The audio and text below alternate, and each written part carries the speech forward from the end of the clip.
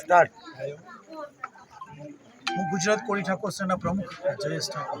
આજે ધારીનું રાજસ્થળી ગામે અમે આવ્યા છીએ, જેમાં અમારા સમાજની એક દીકરી ઉપર ખોટું મારામારી કરી હતી અને ખોટી અભદ્ર વાગણી કરી હતી. પણ આજે અમે ધારી પોલીસ સ્ટેશને જઈ ફરિયાદ દાખલ કરાવેલી છે અને એની ઉપર કાયદેસરની કાર્યવાહી કરાવી છે.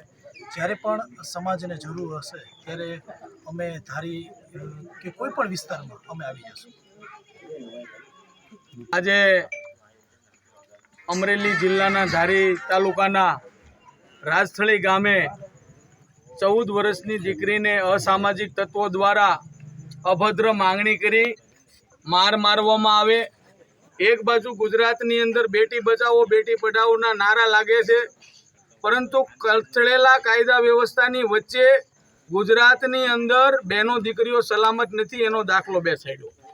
આજે ગુજરાતભરની અંદરથી વિવિધ આગેવાનો દ્વારા રાજસ્થળી ગામે કોળી સમાજના આગેવાનો આવ્યા, અન્ય સમાજના આગેવાનો આવ્યા કે આવા અસામાજિક તત્વો લુખાઓને ડામવામાં આવે અને અમારી બહેનો દીકરીઓને આંગળી પણ અડાડવામાં ન આવે.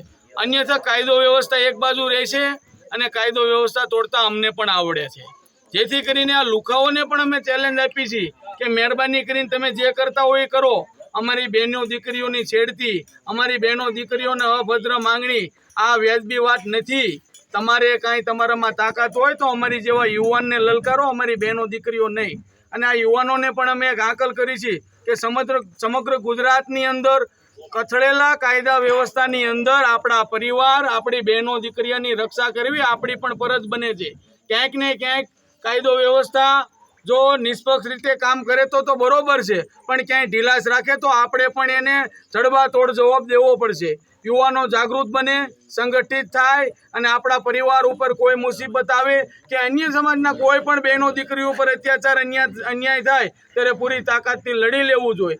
ફરીવાર એકવાર આ અસામાજિક તત્વો લુખાઓને રાજસ્થળી ગામનાને અમે જાહેરમાં ચેતવણી આપી છે કે મહેરબાની કરીને સુધરી જાઓ, નકર તમારું નામ નહીં રહે એ સમજી લીજો. અમારી બહેનો દીકરીઓને ઘરની અંદર કાઢીને જે તમે જે બનાવ બન્યો છે એ વ્યાજબી વાત નથી, એટલે સુધરી જાઓ તો બહુ સારી વાત છે.